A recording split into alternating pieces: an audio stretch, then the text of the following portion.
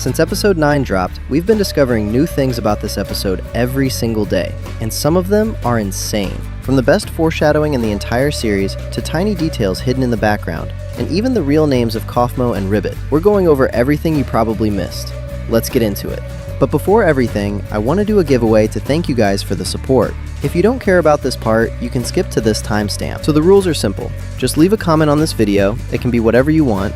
I'll randomly pick 5 people, and you need to be subscribed. Each winner gets to choose whatever item they want from the glitch store.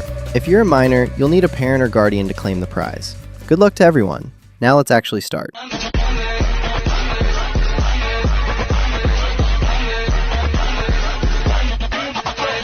At the end of the episode, you can see Pomni playing softball. And if you remember, she said before that she wasn't really into sports, but she's doing it anyway just to make Ragatha happy. And then in the end credits, there's a shot of Pomni sitting at a piano trying to learn how to play, and she's clearly struggling with it, but she keeps going. Jax said earlier in the episode that he only knows like 2 songs on piano, so Pomni is probably learning it for him. It's a small detail, but it says everything about how much she cares. Ribbit's eyes are shaped like lily pads. For a long time, we tried to figure out what Jax's body does when she holds her breath, because every character reacts differently. The first theory was that she turns 2D, which would explain why she goes flat when Pomni strangles her. The second was that her ears spin like a propeller, and she can fly, because that's what Michael Kovacs said in an interview. But Gooseworx gave us the actual answer.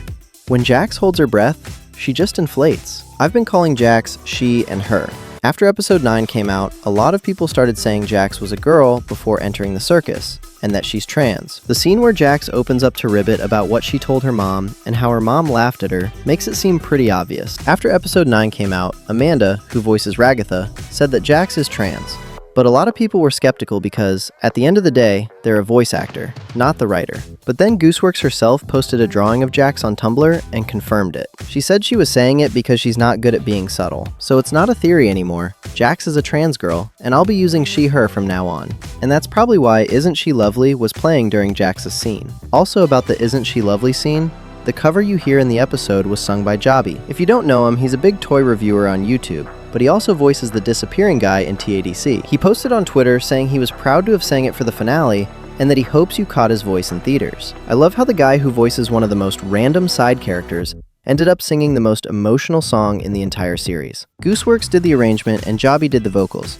And he also said that Goose is working on a full-length version that she plans to release. I'll play a short clip if I don't get copyrighted. If you stayed after the credits, you saw a scene where the real-world versions of the cast are all waiting at a bus stop as complete strangers. Well, the actors from that scene just took a photo together in front of the bus stop, and from left to right we have Gangle, Zooble, Ragatha, Pomni, Kinger, and Jax. Jax, who looks like Chris from Deltarune. And Jax's IRL actor posted this.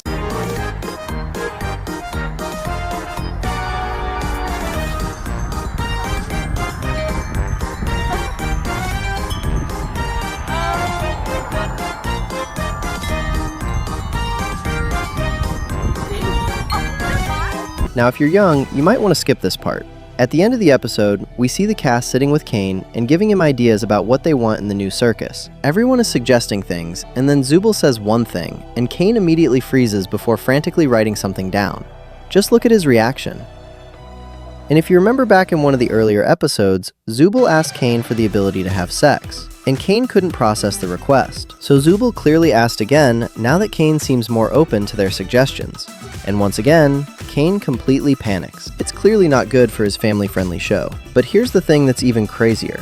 In the end credits, you can see Ragatha walking through the hallway, and when she passes by Zooble's room, there are hearts floating around the door. Ragatha turns completely red and starts speed walking away from it. And if you look at Gangle's door right next to it, you can see it's wide open, and the room is empty. So yeah, Zooble and Gangle were in Zooble's room at that moment, and Ragatha walked right past it and heard exactly what was happening in there. We've always thought Jax destroyed the spare sign for no reason in the pilot, but after episode 9, it makes total sense. The bowling ball shows up multiple times in the flashbacks, first in Ribbit's room, then in Kaufmo's room, then during the scene where she's crying in front of the mirror. And now, both of them are gone, and anything related to bowling reminds her of them.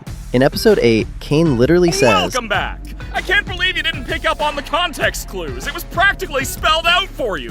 What are you, stupid?" Next one's gonna be even crazier. Hope you're ready.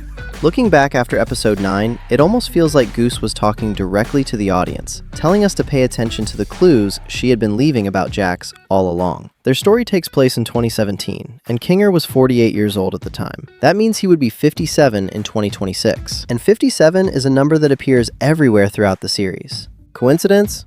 Maybe, because episodes 1 and 2 came out in 2023 and 2024, and the number 57 was already showing up back then, even though Kinger wouldn't actually be 57 until 2026. Now the part I was really excited about. Gooseworx just dropped the real names of Ribbit and Kaufmo on Blue Sky. Kaufmo's real name is Doug, which is also my dog's name, so that's funny. And Ribbit's real name is Leah. Now here's what's cool about that. Since Gooseworx said Jax likes to be called Lee, people immediately pointed out that Lee and Leah is a crazy good duo name. They were best friends and their names are the same name with one letter difference. Oh, and in this scene, you can actually spot Ragatha in the background. She's standing on top of the castle, while Kinger is riding what looks like a giant worm. Ragatha seems pretty scared. And since we already know she hates centipedes, it's safe to assume she isn't a fan of giant worms either. That's probably why she's hiding up on the castle instead of being down there with everyone else. A few weeks before the theater release, Gooseworx tweeted that she was still working on color grading and finishing touches on the episode, even though it was about to come out in theaters. And you can actually see the difference because if you compare certain scenes from the trailer to how they look in the final movie, the coloring is completely different. Some scenes are much darker now, and the overall atmosphere feels way more immersive. When Abel says every abstraction, the camera cuts to the cast sitting together, and every single member is in the shot, except Jax. She's the only one not visible in that frame, and she's the only one who abstracted. When you hover over the video with your mouse, the preview literally shows Jax abstracted in the first few seconds. Like they put that at the very beginning of the episode, so the automatic preview that YouTube generates spoils one of the biggest moments of the finale. Also, the premiere countdown that Glitch used for the finale on YouTube had the numbers in rainbow colors, and someone pointed out that it could symbolize Jax abstracting. Alex Roshan, who voices Kane, posted something on Blue Sky that I think changes how we see abstraction. He said abstraction isn't a one-to-one allegory for suicide. It's more about losing yourself in any kind of mental health spiral, including addiction. And the way the cast visits Jax and the other abstracted characters in the tent reminds him of visiting a loved one in long-term care or inpatient treatment. And that opens up something big, because if abstraction is about losing your identity and not about dying, then maybe it can be reversed. We see the abstracted characters swimming around peacefully in the dark as fish at the end of the episode. They're not gone, they're just lost. And if the message of the show is that you can find meaning even when everything feels stuck, then maybe with enough time and enough care and the right people around you, you can come back from that. And the last and probably craziest detail from this video. A while back, Gooseworx posted a clip on Twitter of herself sleeping in an alley with the caption, "Sleeping in an alley, wish me luck." Everyone thought she was joking about how animators don't get paid enough or something. Turns out that footage is literally the clip they used in episode 9 for the scene showing Jax homeless on the streets. That's the most insane foreshadowing I've ever seen from TADC.